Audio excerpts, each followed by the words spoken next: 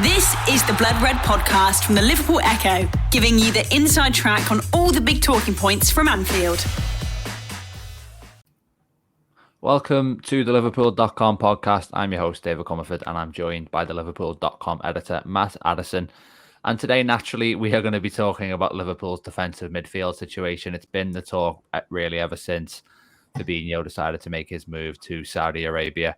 But last week, we did actually see an incoming player in this position, Wataru Endo, joining from Stuttgart for 16 million.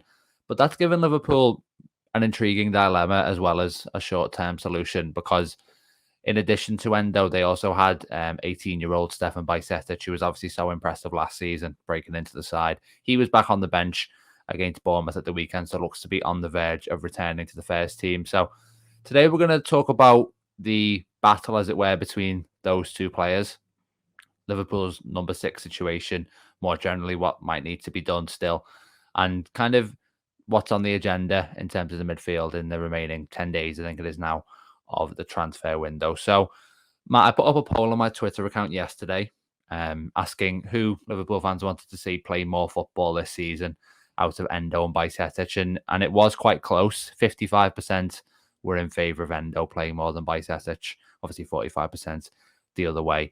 So I'll put that question to you now. Which of those do you think Jurgen Klopp should be using more this year?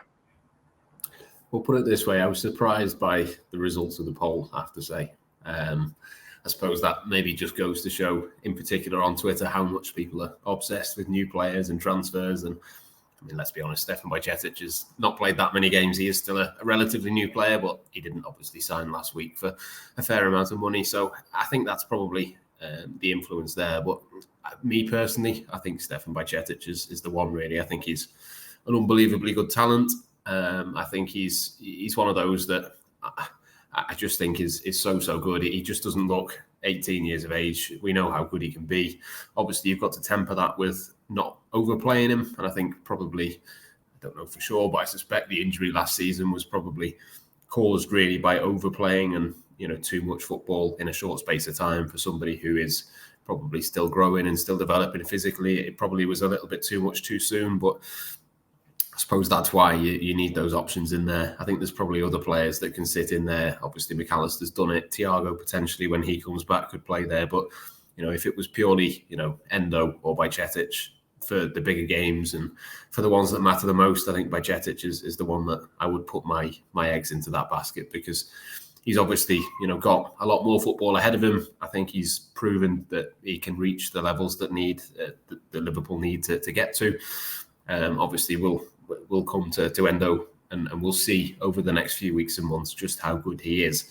But I think with Stefan Bajcetic, my instinct right now is that they're probably relatively similar in terms of the limitations. Not that the limitations are the same, but sort of the concern, the level of concern that I would have with each of them is probably similar for different reasons. But obviously, Bajcetic is the one that you can say, well, in the next 5 or 6, 7 years, he will be the one. Therefore, you go with him for the time being. Neither of them are perfect. Neither of them are Moises Caicedo or Aurelien Tchouameni. But I think the minutes will be split. But my preference would be Bajcetic. I think I'd probably agree with you. Just in the sense that, like you said there, Endo. I mean, Klopp's called him a late bloomer. Klopp said he thinks players are sort of in their peak window, 27 to 33. So maybe, there's a decent few years out of him. But really, the long-term option there is Bajcetic. And, the more sensible thing from Liverpool's point of view would be to kind of integrate him into the side and not necessarily compromise his development in a way to prioritise Endo. Obviously, you've got to look after your short-term objectives. But like you said, Matt, there, the players are probably quite evenly matched at the moment anyway. There's not that much separating them. So I think I'd favour Bajcetic from that standpoint. And the interesting thing with all of this is this going to be a battle to be first choice or second choice? And we'll come on a little bit later in the podcast talking about what else might need to be done in this area. But there's been a lot of talk this summer, Matt, about, this probably applies to centre-back market too, which myself and James Martin talked about last week.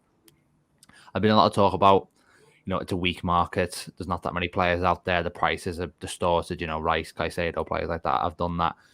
Do you think there's a chance that And we saw Liverpool maybe try and do this last year with Artur and fail quite miserably in the end. But is there a chance that Endo might have been signed as a little bit of a stopgap before Liverpool actually re-enters the market next year, or maybe even in January? We know they've been linked with Andre from Fluminense for that role, for example. Because it just feels a little bit like they tried for Caicedo, they tried for Lavia, and then they were like, okay, this one was the no-brainer, really. This was the cheap player. Not going to be much competition for them. Can get a deal done rapidly, and it seemed to happen very quickly indeed.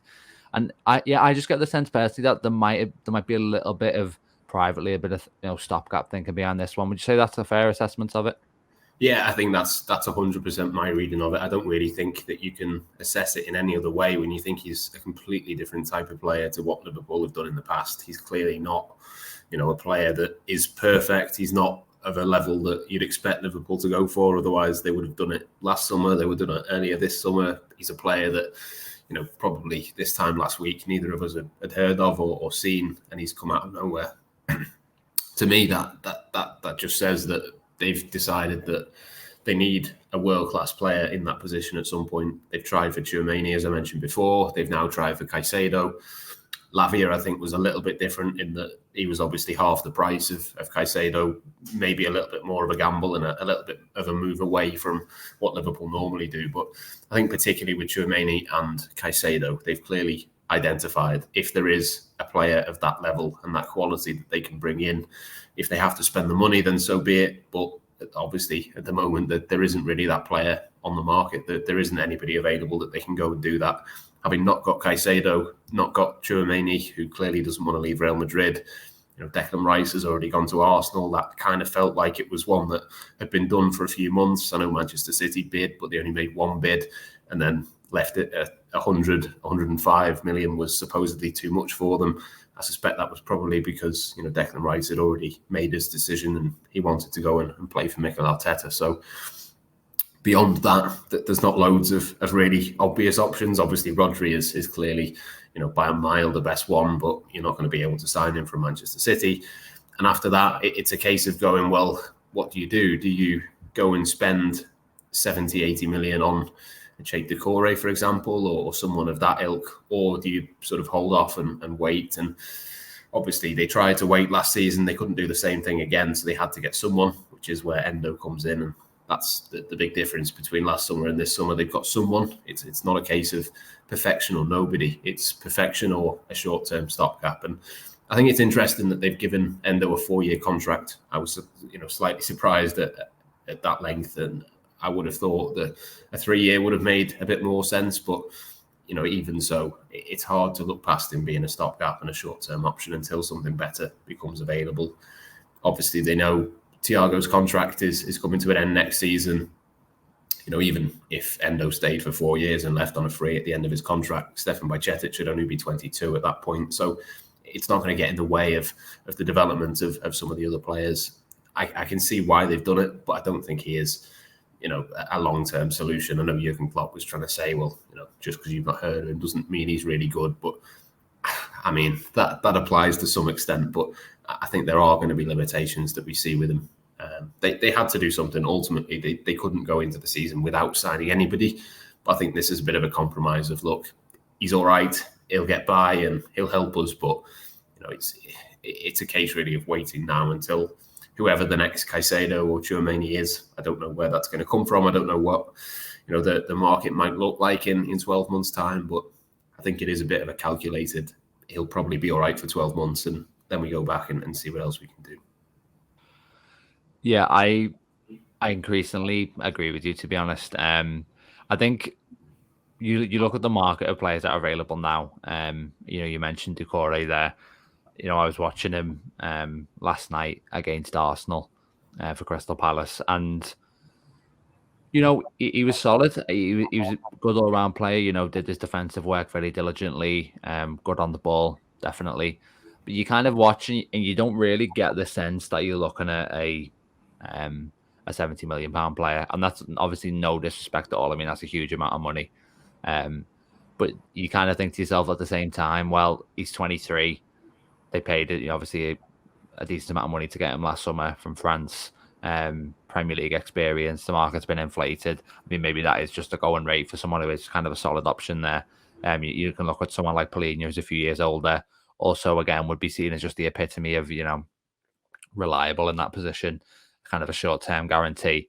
But again, you'd probably be asked to pay a huge price for that deal. So you can kind of get it from that standpoint. I think on the stopgap thing as well, one of the interesting things is, we're comparing Endo and Bajcetic for this season, which I think is an important conversation to have. But at the same time, even if Endo is the one who plays more minutes, maybe in a strange way, he is the stopgap for Bajcetic himself, because if you're Liverpool, it gives you a chance to kind of assess Bajcetic for a further year as a number 6, because there's still a discussion about what his best position is. So you can kind of assess him for an extra year, and then basically when the time comes that the transition has to happen and maybe Endo drops out the side and Bajcetic comes in, then maybe that's when he's ready to take on that first choice role. Because as well as he played last year, Bajcetic, probably one of the main positives in the whole of last season, really, given how bleak it was. There's no question that he's not ready at this stage to be Liverpool's first choice option there. So maybe there was kind of a thinking of, if you get Doucouré, or if you bring in someone who's 25, 26, then that's basically the door closed. The door's still open now with Endo coming in too. So I think that's one to watch. But I mean, I think I was just going to say as well, I think it's obviously in terms of the squad and in terms of the pecking order that comes into it, but it's also the money as well. If you spend 70 million on Cheikh Doucouré now, that's 70 million that you don't have to spend on the next Moises Caicedo next summer. And we don't know what the market's going to look like. It might be that 70 million next summer gets you, I don't know, whoever it might be, the next one who is that kind of player. That's how much Manchester United spent on Casemiro. They probably could have got him a little bit cheaper if they'd have done it a little bit earlier in the summer and not panicked. I just think there's only a certain amount of money, and Liverpool are not a club where Doucouré can come in, be second choice from next summer when somebody else better comes in. If Liverpool spend 70 million on Cheikh Doucouré in the next 9 days, that's saying this is the guy that we want for the next 5 or 6 years. It's not that for Liverpool will not be a stopgap, whereas someone like Endo can be until the next best thing comes along. And obviously short term that might hinder them a little bit, but long term I think it probably is for the best. It's just frustrating that was kind of the message last summer. It's now going to be the message this summer as well, and I can fully imagine that people are probably throwing the laptop or the window, the phone out the window listening to this as I sort of put that forward. It's not necessarily what I want. Obviously I want Liverpool to win immediately, but given the long-term strategy, I think it probably makes a little bit of sense. Yeah, I mean, of course, we want to be sitting here talking about, Moises Caicedo being a Liverpool player, and obviously in an ideal world he would have been, I suppose. And you can question the wisdom of a team with Liverpool's ambitions having a stopgap generally.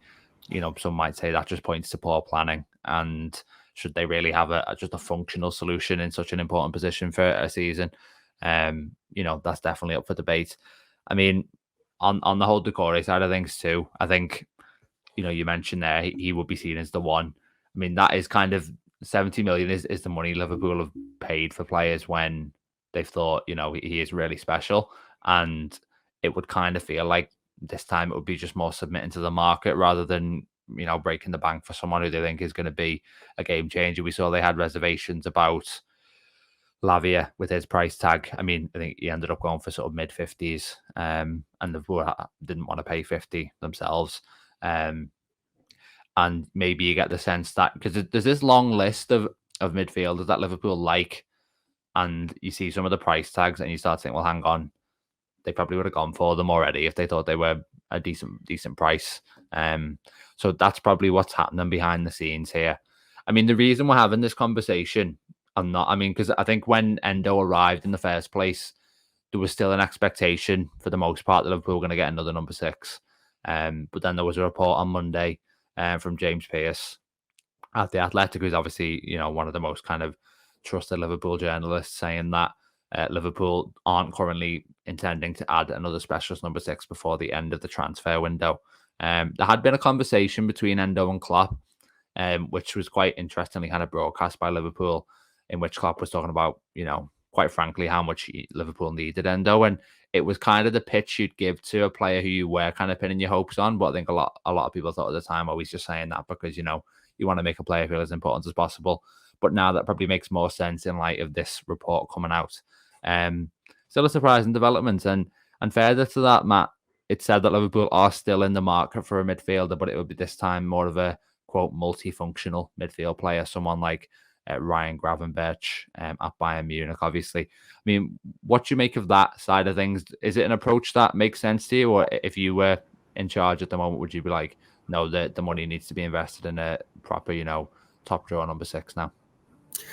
Well, it's an interesting one, isn't it? Because Ryan Gravenberch is not a holding midfielder. He never has been. And I think, obviously, there's been rumblings, there's been interest, I think, for a number of years, but particularly sort of since February, March time, it's been spoken about as one that could happen this summer. And I think it's still definitely a possibility. We're obviously recording this on Tuesday, so things can change very quickly. By the time people are listening to this, maybe there'll be another development. I know Manchester United are interested in him as well, but I think to me, it's one of those where it's not really about where the money should be spent. It reminds me a lot of the Cody Gakpo transfer in January, in that everyone knew that Liverpool needed a midfielder.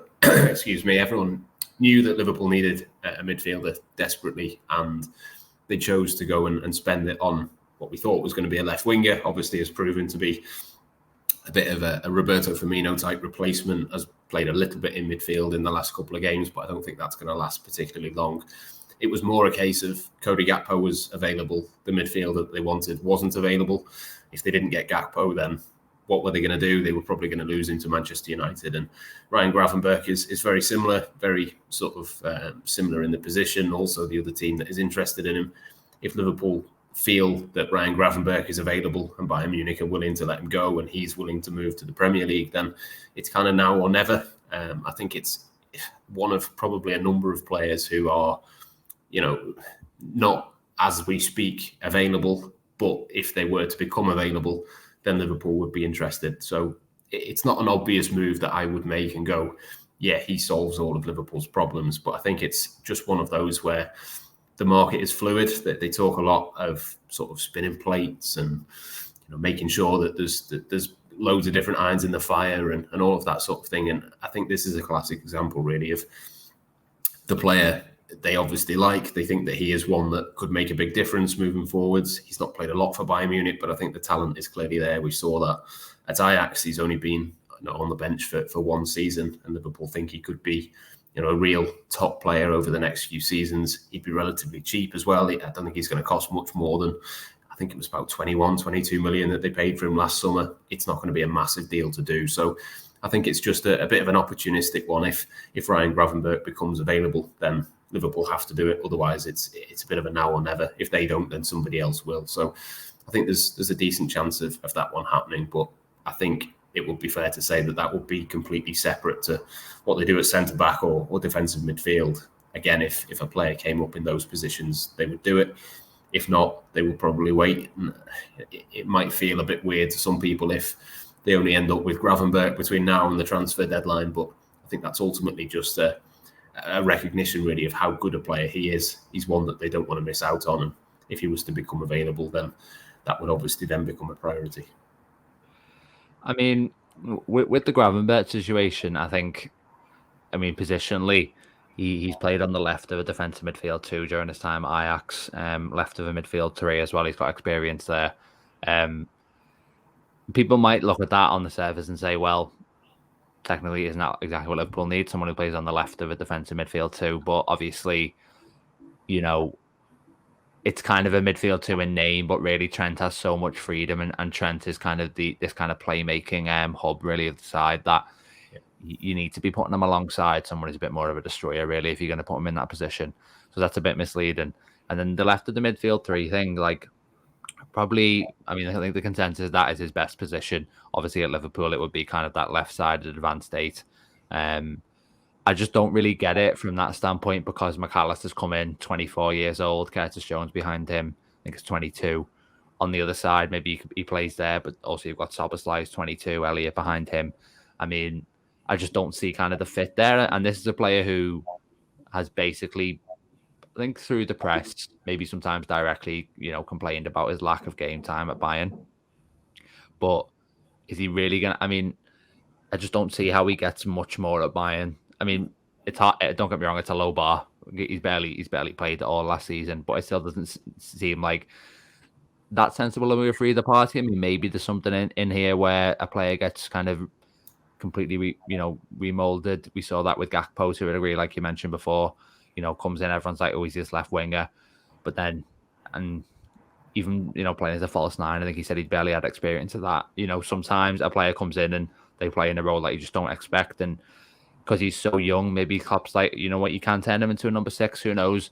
I do think, in spite of all that, he seems like the most likely signing between now and the end of the window, as we sit here, like you say, Matt, on this Tuesday evening, just from kind of what you read and things like that. But it is still one that is a bit of a head scratcher, and I think not just in the case of Gravenberch, but any kind of multifunctional midfielder, if we're to use that phrase, just you don't really see why that would be a priority over 6 at the moment, and the thinking feels a little bit jumbled. One thing we kind of need to talk about is the money side of things. We've touched on it already, but there was a bid of 110 million for Caicedo. Obviously, a fraction of that spent on Endo, and we're not necessarily talking about a set budget here that Liverpool are taking money out of, but it's clear that if there's an expensive target Liverpool want in their midfield, it seems like FSG will bankroll it based on that bid for Caicedo. Given like how weak Liverpool were last season, Matt, it seems a bit strange to kind of potentially be going into the rest of the year with such a big chunk of the budget left over, really.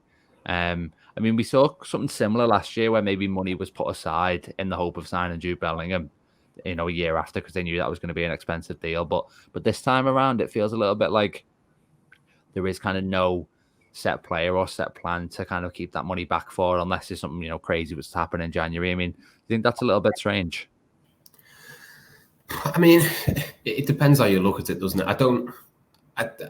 Obviously there are some limitations to it, but I don't necessarily think that it is a case of Liverpool have X amount that they want to spend in a certain transfer window, or as they have rebuilt their attack, they could only spend a certain amount of money on it. They've spent obviously substantially on the 5 players that they've got in their attack now over the course of a few seasons, but I don't think it was the case that they earmarked a certain number and if it went over that then there was a problem. It was just a case of, if it's the right player, they're prepared to pay that money. And I think the Caicedo bid is interesting, because I think that plays into it as well. I think a lot of people will look at that and go, well, if you were prepared to pay 110 million, you've now spent about 20 odd, or a little bit more than 15.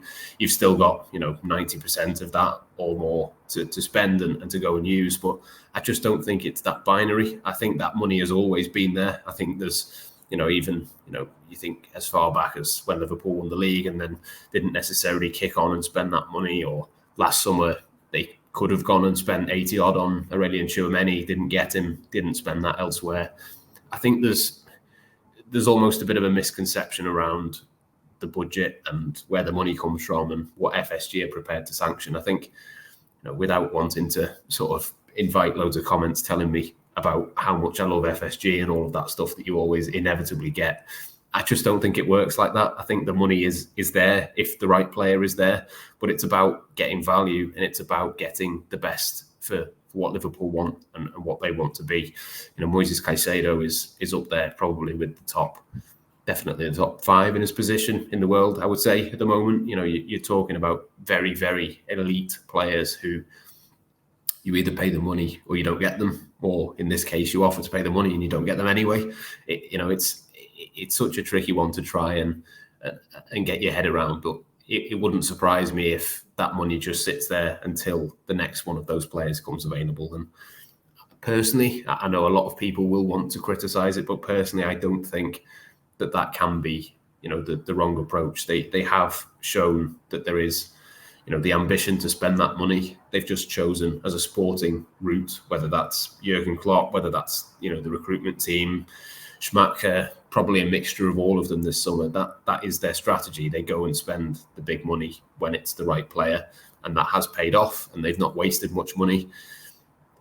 there's a fine balance to be drawn, but ultimately, I think more often than not, they've got it right. Obviously, that's put into context by what happened last season. They clearly got that wrong, but possibly, Endo is maybe the sort of balance on that scale. Maybe that's the difference between not doing anything and not getting the perfect thing, is not spending so much of your money on somebody who's not that much better than Endo, to then not be able to spend that in the future, if that makes sense. I just think it's a hard balance to get right, but I think people have got to get out of their heads that they've got 110 million to spend. I just don't think that that's the case, unless another Caicedo comes along and they want to spend that money on them. I don't necessarily think that whatever they do between now and September the 1st is going to add up to 110 million. I just don't think that it works like that. Do you know what? You make a fair point in terms of, I think we have this maybe binary way of thinking when it comes to transfer windows, where it's like there's X amount of money to spend for this window.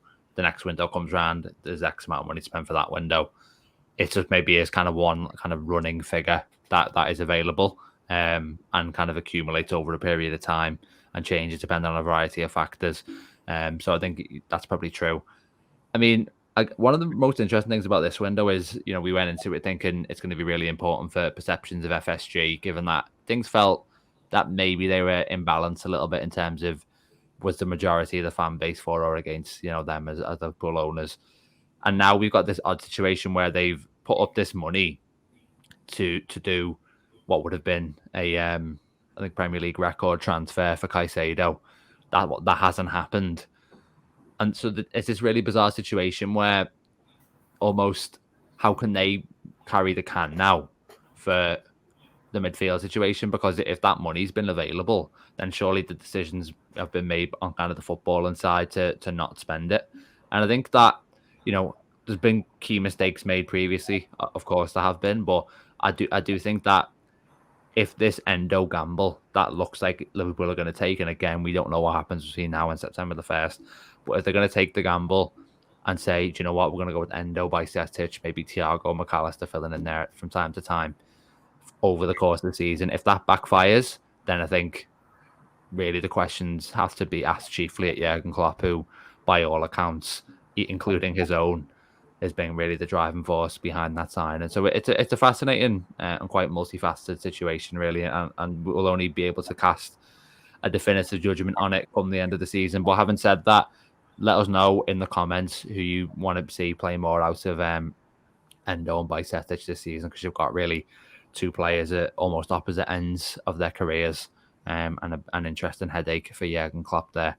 But yeah, we're going to leave it there for this week's podcast. Thanks very much, everyone, for listening, and we'll be back around the same time next week with another episode. So we'll see you then.